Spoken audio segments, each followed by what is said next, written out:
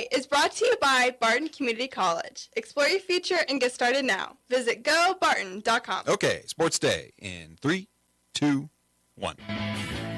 Yeah, that's pretty cool to break a 40. She's been wanting that one since last year, and couldn't tie it last year, then to come out in the second meet of the year and get it. Not practice, actually. I think it was Tuesday. I jumped 5'6", and I hit it with, like, the back of my heel. And Coach was like, oh, yeah, you got this. You're breaking this school record. You're way over it. So just him believing in me and having that good practice before we actually left was a good help. Here's the 1-0, a drive deep into right center field. What a shot off the bat of Corey Seager into the Rangers bullpen.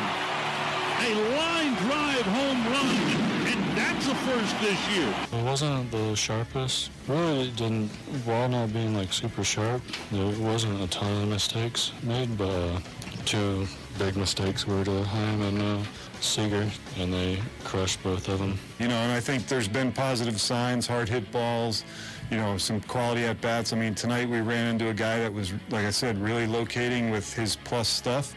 So it was a tough night for us, but overall I think there are things that are coming positively. I think it's a moment of levity for the Cheetah, for Tyreek Hill. He's already won a Super Bowl with the Kansas City Chiefs. You know, he's already one of the highest paid wide receivers in the National Football League, and I think it was a moment where he could look at it and say, you know what, I got bigger aspirations after my playing career. Swing and a drive, deep right field, way back, gone!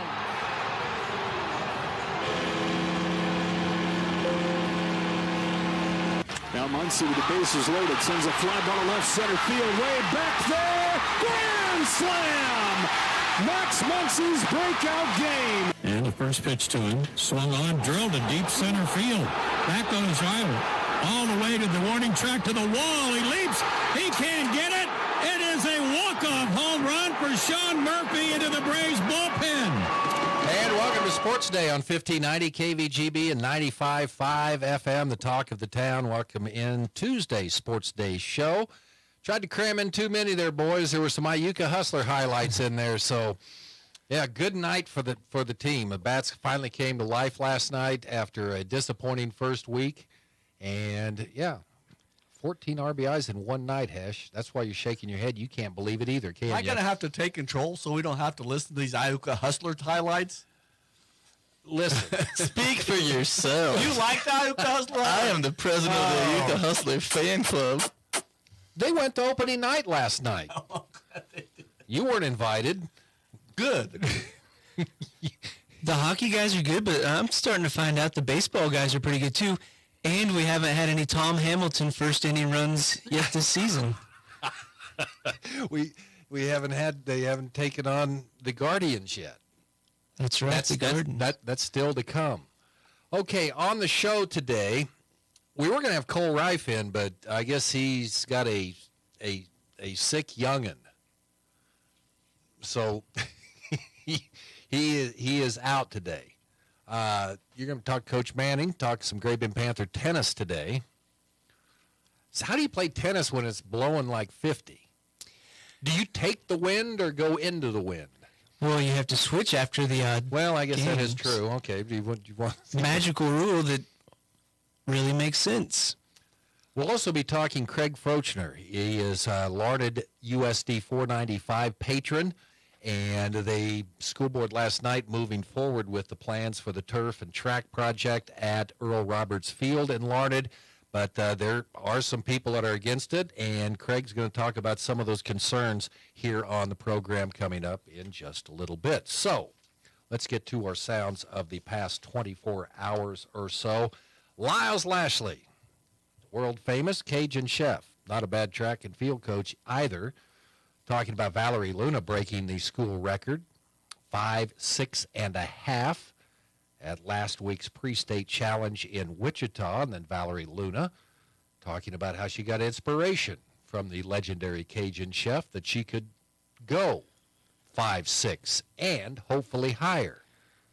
Yeah, Bill Maddie's the jumping coach over there, so they film it, which a lot of athletes do these days, so you can micro pick apart anything. So she's getting over the bar, but it's her feet on the very way down that's clipping the bar. So they say, you got this. Your body's over it. You just need to fix those feet. Kicks her feet up. Gets over. You see how far back you got to throw your head?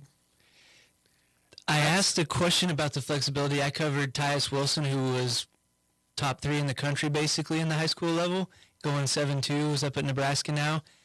He would watch the Europeans go on YouTube and try to figure out some of their stuff. But once again, I say, especially on the boy side, your door frames are around 7 feet. Imagine throwing your whole body. That's starting with your head, arching your back, and then getting your legs out of the way, which those guys are usually taller than average. It is. I bet you could do a backflip. Isn't that what you're supposed to do on that? Aaron, get up and display how you do the backflip. I think that would go worse than my half-court shot, actually. That'd be hard to spin a 6'7" body around. Especially just, I It'd be think like trying to surfboard flipping over. I mean, I think my legs are just bad for it. I think the longer your legs are, maybe it'll be harder, but I don't know. I cannot envision me doing a backflip in any capacity. Okay. Well, we won't ask you to try. Mike Corson could probably do one. Anyway, kudos to, maybe she can get another record coming up this Friday. Yep, at home this Friday, so it'll be fun, because now once it's out of the books, she's just chasing everything else. I would like to go back at the record books and see pre-Fosbury, what was the record? Just out of curiosity. I want to see some guy with the old bear roll come out and go like 8-2. Off of one leg, yeah, I don't know. What was that one called? The high jump. The bear roll. Yeah. I don't know. I'd like to see somebody go old school on that. The call last night on 105.3 The Fan in Dallas, Corey Seager ties things up in the bottom of the first inning. The Royals had scored an unearned run in the top of the first inning and tied things at 1-1. Things got away from them after that. 11-2 they fall. Andrew Haney tying an American League record by striking out 9 consecutive batters. And Hesher, I mean, Mike brought up a good point. He said, you know, you look at Haney's earned run average coming into the game, we should have expected that. Against the Royals, yes. Well, he had a 23 ERA. Well, that was early in the year. Well, though. I know, but and then at one point he struck out 9 in a row. Yeah, I think out of the 10 outs he had through the one out in the fourth, he had 9 of the 10 were strikeouts. You were watching because you wanted to see history made. Yeah, I'm a big, can't find a bigger Royals fan, but at some point, hey, if you're not going to hit the ball, let's make history. At the start of the broadcast, it's a fairly new, 1 or 2 year old stadium down there. Hudler gets on there and says, man, this grass looks like turf. And Ryan says, it's because it's turf. But I did like it because Hud got fired up on the unearned run. I think it was Salvi popped up almost to the wall. Guy kind of overran it. And I suppose because he parked under it for half a second, it becomes an error. Should have given him an RBI. But yeah, it looked promising first inning and then just home run derby. We're arguing the RBI. You take what you can get. In the 11-2 game. Zach Greinke. He'd been good so far this year, but then gave up the home runs. Arolis Garcia, grand slam, capping a 7-run sixth inning. And Mike Quatrero was back on the bench last night. Did you see that score? But there's still some positive things they took out of it. So hopefully the Royals can bounce back tonight. Hey, we'll have it for you here at 6:30 on KVGB. Damian Woody, he was asked, what do you make of Tyreek Hill's 3-year retirement plan? Tyreek Hill says he's going to play until he's 10 years in the league, and then he's hanging it up. On his Totally Offensive podcast last week. I think he planning on having that correlate to the end of his Dolphins contract? Is that just when he'll be 10 years in the league? Yeah, probably. Yeah, that's what I had heard. He wanted to play out to the end and just not going to worry about renegotiating, which if he's the Dolphins and that's true, obviously you'd like to keep a talent like Hill around. What he does on the field, he's so fast. Not only what he can do with the ball in his hand, but the gravity and how much he attracts defenses on the field. But knowing that you're going to have a bit of salary cap freed up at that hard deadline. He's one receiver that I could see that could lose a half a step because he catches the ball so well. He's got strong hands. I mean, if he wanted to play, as long as he didn't get hurt, I mean, it's not going to be one, okay, he slows down just to, and he's lost a half a step. I think he'd still be great. I think the big thing that helps him there, he's not only a top high-end speed receiver, he has elite quickness. And even if he loses a bit off of that high-end speed, I think he'll keep that shiftiness and that suddenness in the routes to still get open throws. And that's really big for Tua, especially just his entire career. Being able to maximize the distance between his receivers and their defenders has helped him in the passing. And so I think even if he does lose a step off that top-end speed, his inside-out quickness will keep him relevant in the offense. And he can catch the ball. That's exactly. But you know what I would do if I won the lottery? Nothing. So to say, I've got this much money, I've worked this hard for this long. Well, it comes back, what are you going to do? I mean, what's Tyree? Is he going to get a corn dog trailer and go to all the state fairs in the Midwest, or what do you want to do? A lot of the guys are so competitive that forget the money. They're out there to compete, and the money's a benefit. He never struck me as that type. He seemed more like the fun-loving, he's going to go enjoy his life, and I respect that. Doing what? Yachts. Whatever he wants, basically. You didn't only lay around for so long. I could see him, just especially with the contract he signed, I could see him trying to get back and investing in a sports team of some kind. I don't know what, but trying to funnel that money back into sports in some way. In 15 years, he'll have the Super Bowl ring on the email. Let's see here. Taylor Swift's got a new tour. Guns N' Roses is that. I'm hitting a concert every I thought night. you were going to say Taylor Swift is single and we're going to pitch him Tyreek Hill. I've been wanting to ask him that question for a week now. Maybe Tyreek Hill's a big Swiftie and he's moving in. I was thinking more of Corson being the big Swiftie. But. Well, that is true. No, Tyreek Hill. I watched Saturday or Sunday. I can't remember because I haven't retired yet, but I was laying around. I watched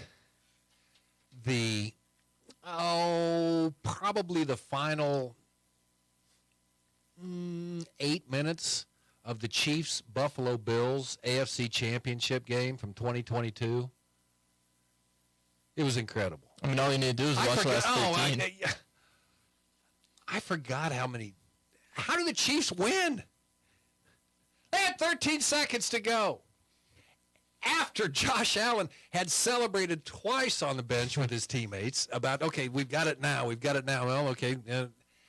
And that's that Tyreek Hill run where he just saw the seam and just exploded and went and scored. And then with 13 seconds left, Kelsey goes over, looks at Mahomes, just throw it down the middle. We'll get in field goal range. Incredible. I forgot how great that game was. Wow. We watch different things. On Saturdays on ESPN2, The Deuce, they have dog shows on. So it's a couple weeks ago, it was these dogs going really fast and jumping on a wall and grabbing a ball. This week it was diving. That's on ESPN? ESPN2. They don't quite get the prime time. When's the last time I've heard anybody say the Deuce? The Ocho. I was going to say, that's the good one. I'm sorry. I know that I'm watching a rerun, but I will take that over your dog competition anytime. It was a good doggy paddler. Who is the... Now, there are some shows that are really good. What was that... Let's bring these... Where... Well, never mind. It's too hard to explain. Well, these people have to go across and they get punched in the face by these boxing things and they get knocked in water and then... They have to go on the little bouncy things. Yeah. Red balls, yeah. And then the commentators are hilarious. Yes. Thank you for... We didn't get the official name of it, but I think everybody's got the picture of it. All right, the call last night on WDAE in Tampa, Brandon Lau hitting a solo home run gave the Rays a 1-0 lead over the Red Sox. That would be the final score. Rays become the first major league team since the 87 Brewers to open the year with 10 straight wins. The 87 Brewers, 82 Atlanta Braves share the major league record for best start of a season, which is 13. This was the Rays' first win by fewer than 4. I can't believe you guys don't get that, even though I'm looking at it here. The show is called Wipeout, by the way. Oh, nice. There it is. Outstanding. The Rays' first win by fewer than 4 runs. Wasn't Lau is he a former Royal? Brandon Lau? No. I'm going by... I'm thinking the Detroit Tigers at 35-5 might have been the best start ever. I'm sorry, it's not undefeated, but 35-5. The best start Okay. of being undefeated. Okay, all right. Well, I'll take argument with that. We're not 40 games into the season yet. Well, Winning percentage, it would obviously be the undefeated team, right? Always. yes. Okay. Oh, yeah, duh. I'm no mathematician, but Let me get out my phone to figure that one out. I don't want to be mean. I don't want to sound like I'm being mean to you, Hesky. Somebody will call in Trading Post. Say, yeah, you hear all that dead air on KBTV? I was ripping Webby this morning Yeah. on Trading Post. It was great. Yeah. Let him come here. I thought you had loyal fans, and I heard that this morning. And I was like, No, well, Webby's catching It strays. wasn't even solicited. It was. Yeah, they just call up and say, It was just a stray. You were minding your own business, and a stray came out of nowhere I'm for trying you. to do everybody else's job, Renner. I can't pay attention to what's on the air all the time. The call last night on KRAP radio in Iuka, Max Muncy hitting one of his 2 home runs, 7 RBIs last night for the Hustlers. Wait, Is that KARP? KARP? Is that for like ARP? Well, KRAP in Iuka, yeah, it's the voice of the Hustlers. And he knocked it into the Posey pool. So it landed right in the middle of Posey pool in center field. And then Sean Murphy hit a home run to center in the same game, part of that 14 RBI night. There you go. I just Sounds can't get the over- past 24 hours or so. KBGL's the Beagle. What's KRAP? Well, it's easy to pronounce. I mean, you know what it is. That's what it is. Or short for AARP for the old people, right? For the people over 65? No. Oh, you sure about that? Thought you named it The yourself. home of Hustler Radio. Oh. Yes, indeed. The Iuka Hustlers, 14 RBIs in one night. No, you guys wanted to know all about that. Okay, sports headlines of the day. I don't think I really have any. Found out where Bobby Pettiford Jr. was going to play after his transfer from KU, East Carolina. I guess that's why he was only getting 12 and a half minutes with KU. So you enter the portal, and as much as we hear about it, is it just a group of bodies in there and then they get plucked out? I don't. It's a weird. You go in, but you're not guaranteed to get picked up. How so- many times can you go into the portal? Can you go every year? I believe legitimate question. I believe you can, but they're trying to put a limit on that because they don't want people doing this every year. And I think it was they would lose some 1 year of eligibility if they went more than once, if I recall right. There's definitely some talk about trying to limit how many times players can jump into the portal. I'm not sure if there is anything yet. Just like you go from KU to East Carolina, hey, I'm going to take this. I might not get another bite, or I liked him. weird. I thought he was going to be good, and then he kept getting hurt. I mean, but anyway, good luck to him. Okay, and you've got draft news. Hold it down there. Come on, Mel. The Atlanta Falcons traded with the Detroit Lions for former number 3 overall pick Jeff Okudah, cornerback out of Ohio State. They traded a 5th-round pick for him, and it really just kind of opens up the draft a little more potential possibilities. Makes the Lions picking a corner, either Devin Witherspoon from Illinois or the cornerback from Oregon, Christian Gonzalez. Those are the top 2 cornerbacks in the class. Seems likely they could scoop up one of them now that they're moving on from Jeff Okudah, but I really like Okudah going to the Falcons. It gives them A.J. Terrell to pair on them, an elite, potentially elite young cornerback duo there in Atlanta. Could be building something. The Falcons have a healthy-ish looking roster. They've been taking just the best players, kind of regardless of positional value recently, and could be building a healthy roster if they can find that missing quarterback Who piece. the Chiefs taking at 32? 31 because the Dolphins lost their pick because they tried to steal Tom Brady from the Bucks. There's only 31 picks in the first round. Why do I even venture down that road? I was gonna say, yeah. man. However, I do like them being able to snag one of the top tackles in the class. Maybe not one of the top tackles, but there is a nice crop of tackles they could take, whether that's Broderick Jones out of Georgia or even maybe Darnell Wright out of Tennessee. See, he's breaking down the draft. I just heard before the show hundreds of thousands of people in Kansas City for this thing. I just want to go play in the traffic. I think I just want that. That'd be fun going down to Union Station, just be part of all that. Get to yell at the commissioner. Maybe we can Hesh, you need your operations manager. Just start getting. I have a place to stay. I don't know about you guys. Well, we need a broadcast location. Okay. Okay. I'll carry the equipment. Just give me a reason to go with the draft. And the only reason I looked at this and it caught my eye was because I've been watching the Vikings, and their continued efforts to take Paris. Okay. Because they're cleaning up the river Seine River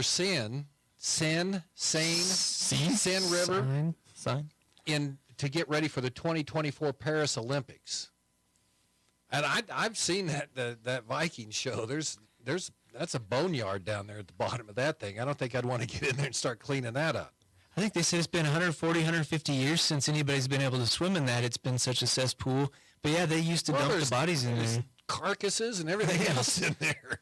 Okay, is that where they're going to swim in that? The swimming marathon, they actually have it planned for the river. That was part of getting the Olympics, and then part of Paris's thing to actually fix the river was, hey, let's have a reason to do this. I think it's $1 billion plus project. French, yeah, it's where is it on there? Anyway, I imagine Paris generates $1 billion in some way or another. French triathlete Thibaut Rigaudot is hoping to be among the first who will get to race in his home river. Time Magazine actually has a pretty nice little spread about that.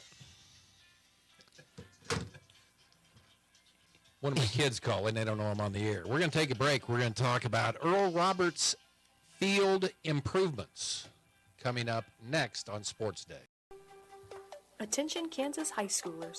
Barton Community College wants to help you get ahead in your education and save money with new early college online savings. Starting March 20th, pay only $75 per credit hour on any Barton online course. That's a savings of up to $80. All online classes are eligible, including career technical and general education. Learn more at bartoncc.edu/earlycollege. At Next Tech Wireless, we know how important it is to stay connected. You can keep the whole family connected without breaking the bank. Now you can get up to 1, 2, 3, 4 lines for $100. And that's not all. Bring your number to us and get a $100 Visa gift card. Only at Next Tech Wireless, home on the range. Working in agriculture, you face challenges every day. It's who you are. But those challenges, they can take a toll.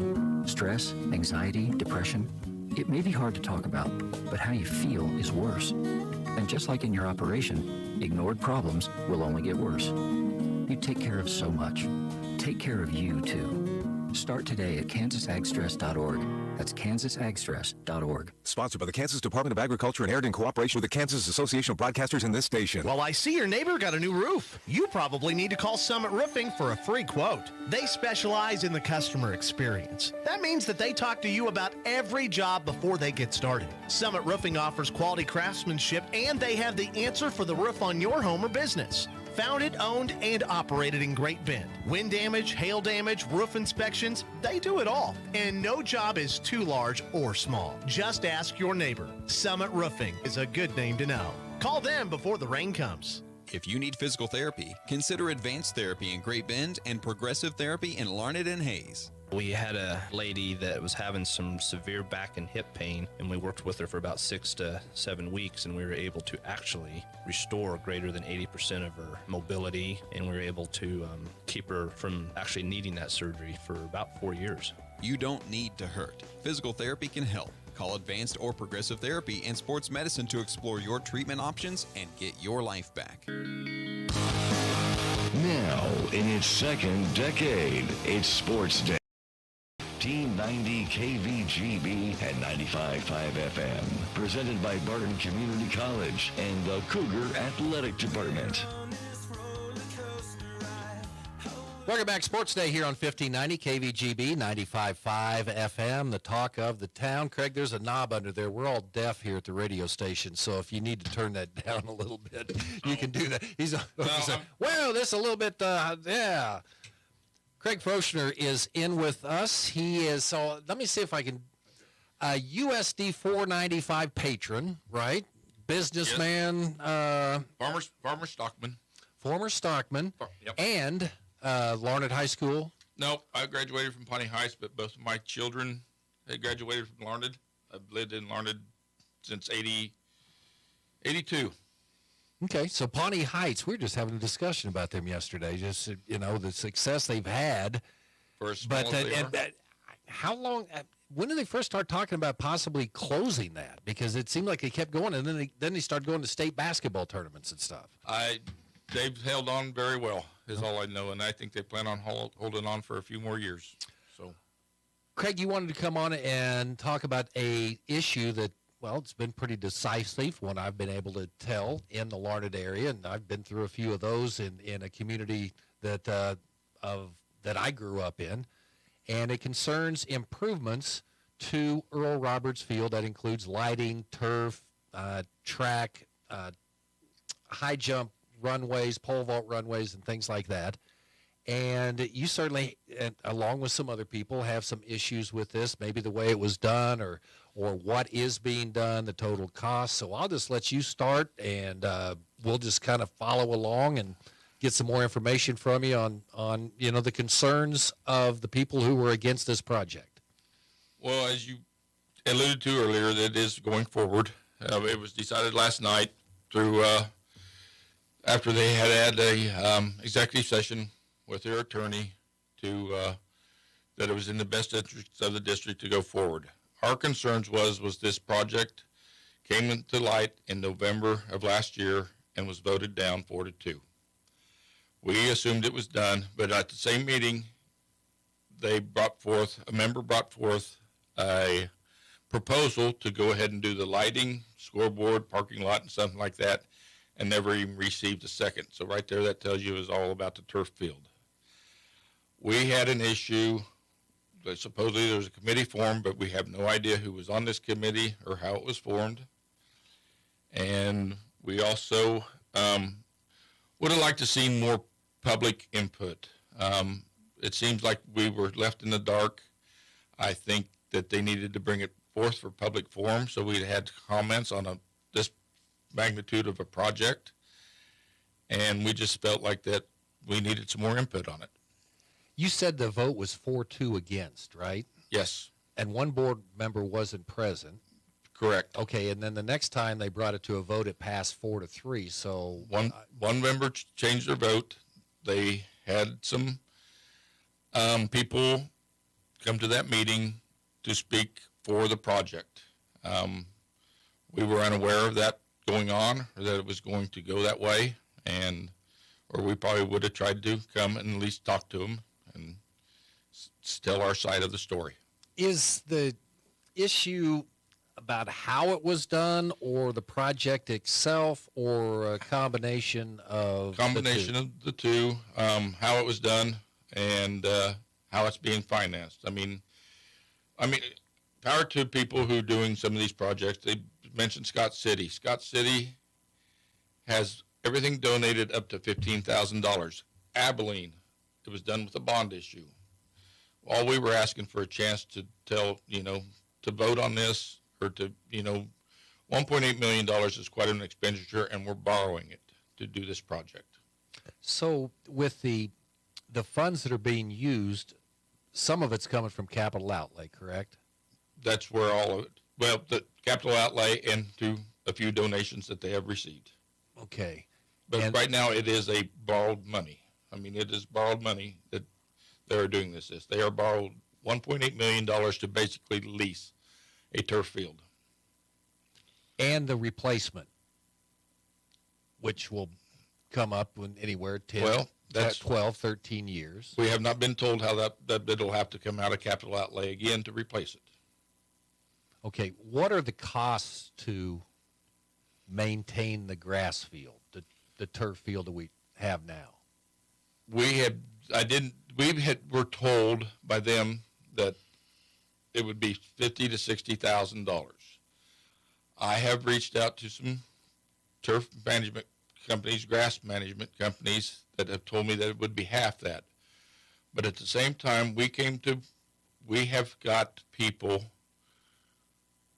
who would donate the fertilizer. I'm a member of the Pawnee County Co-op. They would donate the fertilizer. We have talked to the city mayor, William Nusser. They think the city would be willing to work with them on the water. And we've had people with seed companies say they would donate grass seed to overseed it. Because the school pays for the water they use. Certainly correct? they do. But at the same time, they could drill their own well too. And that was not considered very heavily. Now, the discussion, there seems to be disagreement on how long this project has been talked about, and, when we found out we could get fertilizer, water taken care of, different people saying they'd volunteer. That's bringing a lot of people into it, isn't it? Yeah, well, I mean, we did this after we knew that it was going forward, but we offered them solutions when they were telling us how much it was going to cost to take care of a grass field. We just came up with ways that we could help out. I mean, we even had people that would say they would volunteer to mow the field for them.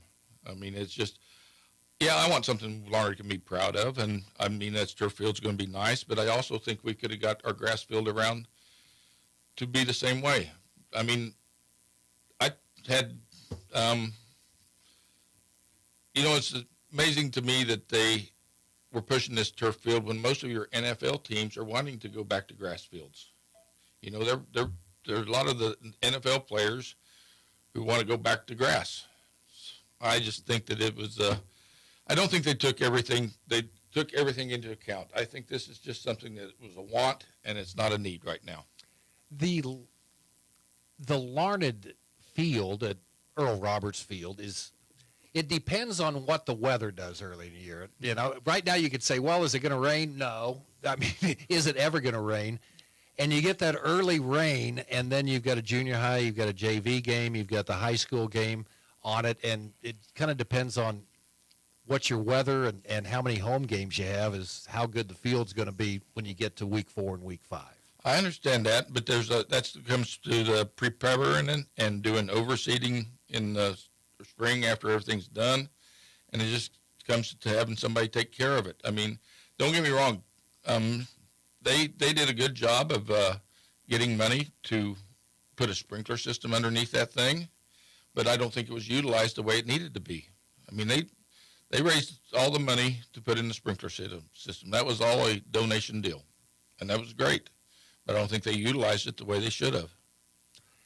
You grow stuff, or how would you make that field better? Because quite honestly, once the crabgrass kind of dies out of there, then it starts getting a little bit thin. They just need to it needs to be aerated some, it needs to be overseeded ever so often, and it needs to be fertilized. But then we really need to take care. Water grows a lot of things, and we're finding that out this year with our drought, the last 2 years. Things are dry out in the country. But water cures a lot of ills. And I don't think we've been putting on. They give the excuse that water costs too much, and I understand that. But at the same time, I think we could have people work with them to make that a lesser cost. What about the other improvements, like to the track and the? We have no qualms with that. We know the lighting up there is 50 years old or whatever. We need new lighting. The track needs probably resurfaced. I have no doubt about that. We probably need play clocks. We probably need a new scoreboard. I mean, some of this is a need. And like I said before, I mean, it was brought up as a secondary motion in November to do some of these things and didn't even receive a second. Were there any other, was there an option A, option B, lights with no turf, track? Not to my knowledge. What happens now? Is it just goes forward with the turf project? My support for Larned Athletics is not going to wane, and I think most of the people in our group feel the same way. We're going to be big supporters of Larned. Win or lose, this is not about winning or losing, whether the turf is going to bring more winning or more whatever, but it's not about that. We'll continue to be big supporters of Larned Athletics. I'll continue, when they have, they've had some camps that we've provided some beef for. I'll continue to do that. and I'll continue to, if they need some help along the way, I'm not going to back off of supporting Larned. So, in fact, right now we're working on a project for the elementary school. They need new playground equipment, and they're playing on dirt right now, so we're trying to figure out ways to bring either grass or some sort of deal up there for the elementary school. One of the things that I saw, Craig, with the turf project at the Great Bend Sports Complex here in Great Bend, and I didn't appreciate this, but I mean, I voted for it. The sales tax part functioning of it, not that was a different funding issue, but it was kind of initiated that, well, if you don't support this, you're not for the community, you're not about the school. And being associated with the Larned community over there to see how this community rallies around things, the hospital was a perfect example of that. I don't think that's an issue at all, or it shouldn't even be raised by anyone. I guarantee you that everybody that I got on, we formed a little committee to explore this, what we needed to do, and I guarantee everyone on that committee is committed to Larned and Larned High School, Larned USD 495, the kids. I mean, like I say, their support for the athletics is not going to back off by any means. Now, part of the component of this is fundraising. How is this issue going to affect that, in your opinion? I'm not getting into the fundraising part of it. I'm going to support. I mean, I'm a believer in that we needed some improvements up at the complex. I'm still not a believer in that we needed. I think our money could have been well spent other ways than the artificial turf.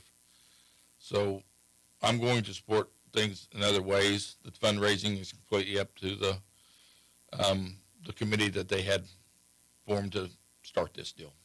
Well, if you took, I don't know what I know Scott City was saying theirs was around $35,000 to $40,000 is what the numbers they provided for what it was taking to upkeep their natural grass surface. And there's going to be some upkeep on turf. I mean, not nearly as much, but you could take that money, just start, if you take that savings, and in 11 years, you've raised a pretty good amount of money for the replacement. Yeah, but I would, like I said, I think most of our, I think the water and the fertilizer and the overseeding issue, I think we could cut that figure for maintaining the grass down to probably 15 to 20,000. I still think that's going to.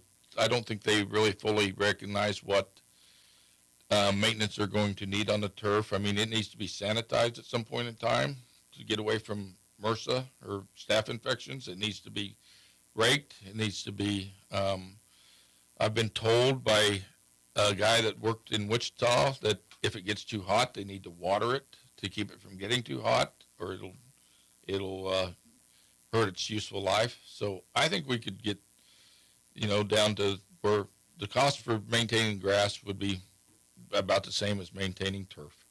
That's the one thing I've never seen is turf watered. But I mean, that's just, I have never seen that, but that's here nor there. So one area that schools do save money on, and you'd agree with this, is the salaries for USD 495 or school board members, correct? You mean for the staff? For the school board members, for their salaries. Oh, I don't know nothing about. Well, they do it gratis. So okay, yeah. Yep. So is this something that makes you want to think, well, okay, maybe I ought to run for that school board? I am not. I'd like to say I'm on the Pawnee County Co-op board right now, and we're in the middle of a merger. I think that this better left is maybe some more younger people that are more involved. If we got younger kids coming up in the schools to get involved, and if they feel the same way, that it's time for them to. That's part of the problem. We were uninformed, but also probably we were not. We probably didn't get into it or check into things like we needed to. So that's maybe something that these younger generation needs to take a look at and get more involved with the schools. Communities like this size, when you have a rift like this, you see everybody getting over this eventually? They will. I don't have and that's what I would hope that this more points out than anything, is that we need to come together as a community and find solutions for the problems. Put it out there for discussion. Maybe we can come to compromises in different areas. And I hope that's my hope for this, what's coming out of this more than anything. Craig takes some courage to come over here, especially to the studios. Really appreciate this. This is a lot better than doing it over the telephone. But I guess before we let you go, there's anything you'd like to say? This thing's going on. Yep. And I just, like I say, I want us to come together. Like I said, my support's not going to wane. I've talked to the football coach about it. I know him well. I told him either way, whatever it came out, I said, I'm going to shake hands with you. I'm still going to support you, and we'll go on down the road. And that's what I want for the whole thing. I want us to work together more as a community. In everything that we do, not just this. We're a small community, and we're getting smaller. Our downtown businesses are waning too, and we got to find a way to make this work in this town. Shop local. So, be nice. Craig, thanks for coming in today. I just want a disclaimer here. There are 2 Steve Websters. Okay. Yes, I know. Mitch is not my brother. Yep. Marvin was not my father. No. And so when you do see the real Steve Webster over there, he's not on the radio. So don't sit there and say anything to him that, hey, I can't believe you said that. No, that's not him. Craig, it's nice meeting you. Thanks for coming in on the program today. I appreciate the opportunity you gave me to speak today. Okay, Craig Froeshner with us here on Sports Day. We will be back. Mike Corson goes on the prowl right after this.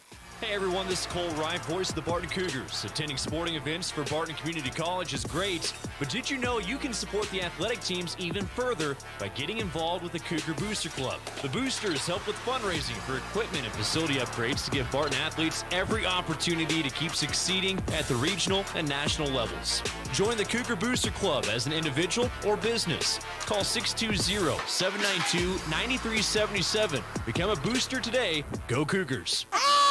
You guys, Mimi and Papa say to always face your fears. Except spiders! Yeah, you should run, stomp, scream, cry, throw things at them. Do whatever it takes to get away from a spider.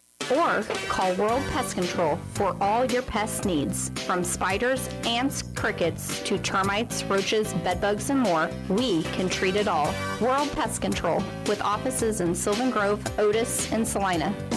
April Neglect brings summer breakdowns for your air conditioner. If you want your AC to cool properly all summer long, don't wait for 100-degree days to call Comfort Pro. Getting your air conditioner serviced now ensures it is running effectively and efficiently all summer long.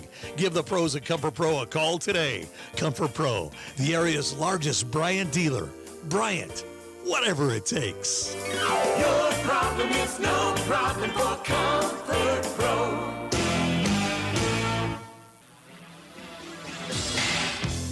Sports Day presents On the Prowl with Mike Corson, an inside look at all the sports taking place at Great Bend High School.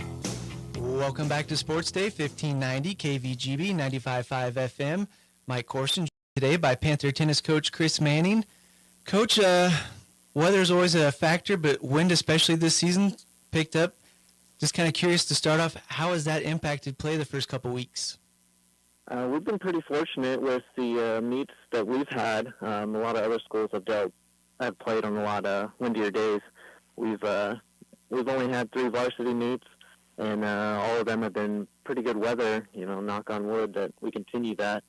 Our JV, on the other hand, has played in some pretty windy days and struggled, but they got through it. No meet has been canceled yet or postponed, so we're lucky there. And it's a pretty young team. You guys were up there in Hayes yesterday. Everybody picked up points. Kind of how is everyone progressing? Everyone's progressing well. Yesterday's meet, we kind of changed stuff up. Put Brendan at doubles, his first ever high school doubles match, just to get him some competition at the net, get him more comfortable, get him ready for some matches that he's going to have to go to the net if he wants to win. Everybody played well, and we held our own up there. So Marcus Castanon went 1-4 at number 1 singles, and then Brendan Schrader and Jordan Manning were your number 2 doubles team, and they picked up 3 wins. And Jacob Parks also picked up 3 wins at number 2 singles. Yep, I was very impressed with Jacob coming in as a freshman. Not much experience as far as the varsity level, obviously, but he played really well and actually had a chance to win the whole thing in the last match of the day. If he would have won, he would have took first overall.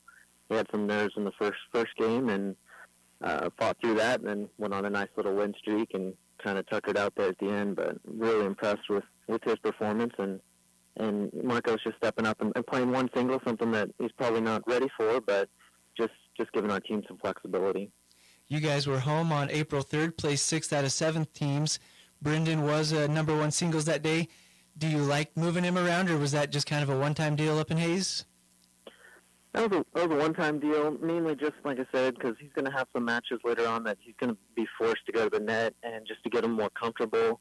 Also, there was some injuries in Hayes to some of his competition, so the competition at 1 singles wouldn't have helped him as much as playing that 1 doubles and getting to see some different serves and returns that way. So, talking to Panther tennis coach Chris Manning, Caden Dynas and Cameron Harbaugh kind of been your number 1 doubles, so they struggled a little bit at home, but that kind of going to be your number 1 doubles team.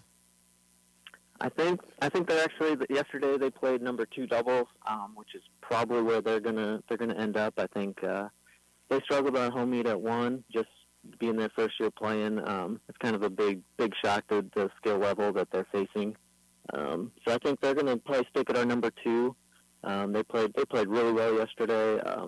Won some matches, which is going to just help their confidence going forward. And Jordan Manning and Marcos were at number 2 at home, and they finished 3rd overall. Second meet, or how pleased to see some positive results that early on.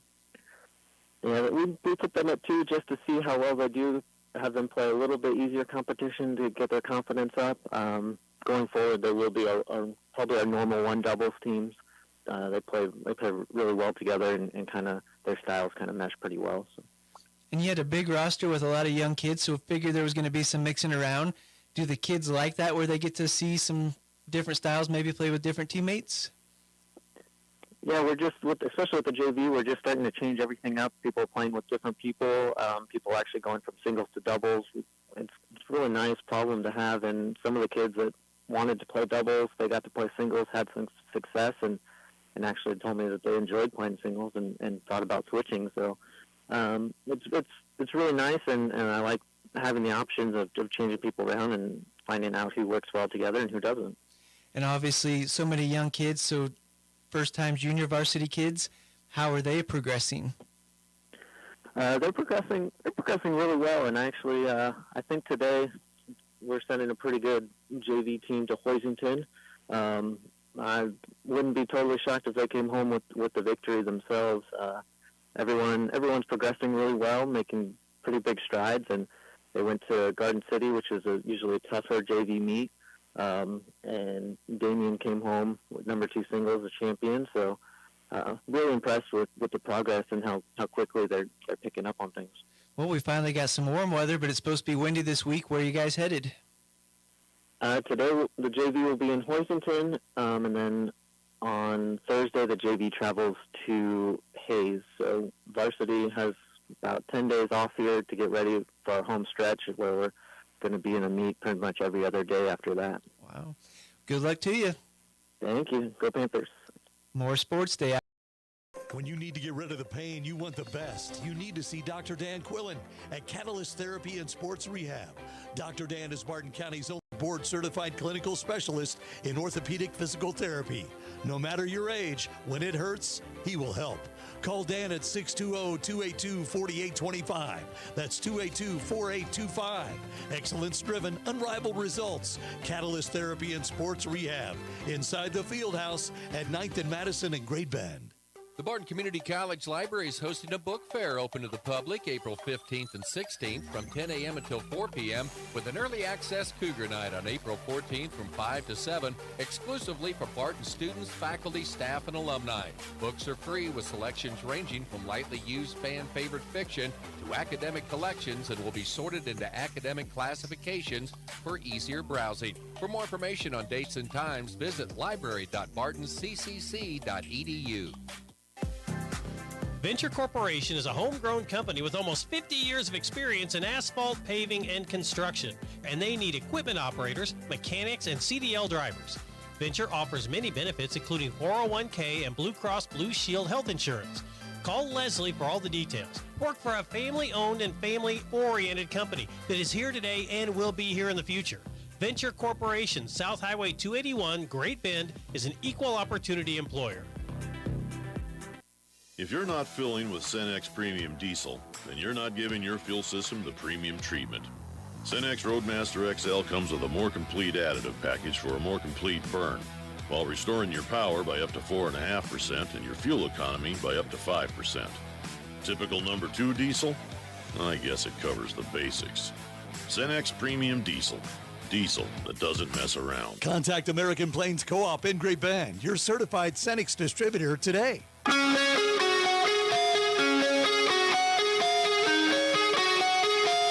It's Sports Day on 1590 KVGB and 95.5 FM. Presented by Barton College and the Cougar Athletic Department. Welcome back, Sports Day here on KVGB. Appreciate Craig Frochner coming over to be on the program. Hesh, you're from Larned. You know how these issues can get sometimes, and I appreciate Craig being putting his. I did too. Just hopefully everybody can move on. He said early on he doesn't want to. He wasn't here to bash anybody. He just wanted to make their point known. Man, it'll look good though. I understand that. I know, but obviously I'm living in Hoisington, and it's nice to have the field turf over there. But we're getting ready to face our own questions about the field turf. So I think they've already been faced. Well, I haven't been paying attention. Okay. He had his own issues to attend to. Exactly. I missed the city of Hoisington with Jonathan Mitchell and Dolores on the focus on Hoisington. Well, they were supposed to come in this week, but oh, were they? But you know what Thursday is? Oh, yes. It's the holiday. It's the spring auction thing. Are we calling it a holiday? Is that a holiday? It's a holiday, yes. The Eagle Radio Auction Showcase. Spring auction showcase, isn't it? In my limited time here, I have learned we do have a spring and fall auction. Thank you very much.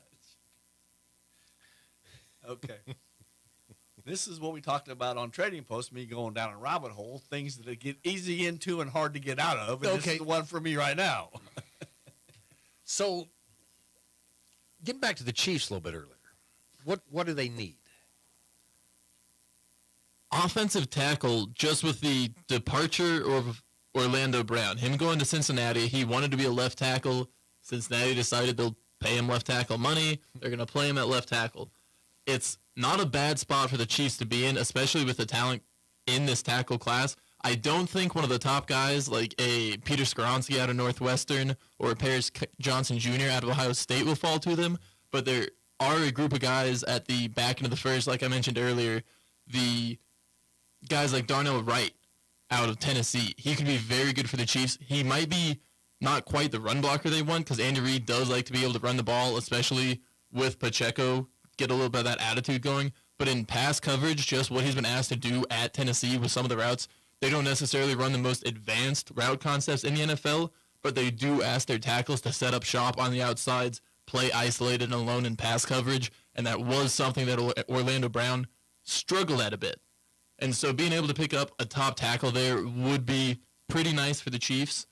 They could also potentially be in edge rush class or the defensive interior, just depending on who's there. A guy like Kalijah Cansey out of Pittsburgh Falls, he's an undersized 3-tech, but that could play well next to Chris Jones if he wants to move inside and play more of that one defensive tackle kind of role. But a lot of options for the Chiefs at the back end of the first. I've just got to the point where I'm not going to worry about it. Brett Veach will go out and do what he needs to do. Well, Last that's year, the hard... to upgrade the secondary in one season like they did. Now that you lose DeJuan Thornhill, that will hurt a little bit, a veteran guy. But what they've been able to do, they get to the point they can pay the guys they need to, and then bring in the players that.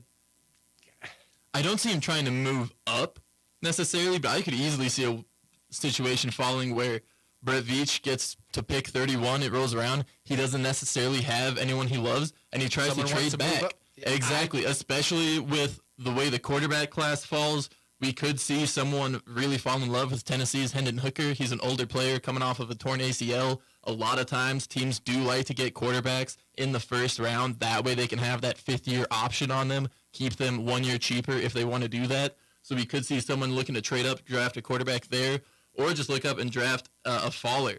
If there's a run on certain positions earlier, especially now with the shakeup we've seen at the top, we don't know what the Lions are going to do necessarily now because they did sign a couple of cornerbacks in the offseason, but I love draft season. So much potential, so much for everything to go crazy, and as we get closer, it just gets better. Yes, and how Veach has been able to do that has just been pretty incredible. We were a motorized bicycle. What do we do for backup quarterback now? That's what you got to ask. Chad Henne decided that he's made enough money, held the clipboard long enough, going to go enjoy himself. It's not a great quarterback class past the top couple guys. Then you go for a veteran if you're going to pay. Exactly, especially with a guy you don't need some young guy who's trying to learn from Mahomes. That's not really what you're going to be after because he's not going to be supplanting Mahomes. I think the best buys you can get are running backs. All of a sudden, the running backs just gone down to throwaways. But man, you can tell you got a good one compared to one that's not as good. And this class, the epitome of that is Bijan Robinson out of Texas. He's been one who's really defined, even in the more analytical side of the draft world, where that kind of running back de-evaluation has been happening over the past couple of years. Bijan Robinson out of Texas, just an incredible athlete. We got to see him play KU, K-State, and he actually forced the most missed tackles out of any player in college football the past 2 years. And a bigger back, too. He is, and he's bigger, but he still has shiftiness, and even has the hands that he could potentially, in some empty formations, shift out and play in the slot or in that wide running back spot out wide. And he's just got a lot of talent, and he could... I've seen a lot of mock drafts. I read a lot of them, and I've seen him going anywhere from in the late first or maybe even the Eagles taking him at 10 overall, which would be pretty crazy. You need 2, you need 3. And what Pacheco, he's a 6th rounder, wasn't he? Yeah, then that's... I don't hate the de-evaluation of running backs because we have seen later round guys have a lot of success, especially with the way the bell cow running back has gone down and running back by committee has increased in prominence. Well, yeah, it's just your shelf life's not that long. It's hard to get that second contract when you come around. Especially when you got a guy with less miles on his legs coming in the draft that you can snag with a day 3 pick. Yeah, you don't blame those guys for going out early if you're a running back. It's hard. Okay, Hesh. Yes. It's impressive, isn't he, what he can talk about? Yes. I mean, it's great. I was sitting there just amazed. That's why we maybe invited him on board. Maybe 30 years ago I could have done a little bit of that, but I don't. Baseball would be more my sport for that. Well, you knew that Andrew Haney had an ERA of 23.20 going into the game. And the Royals struck out 10 times in a row. All right, we'll be back tomorrow here on Sports Day.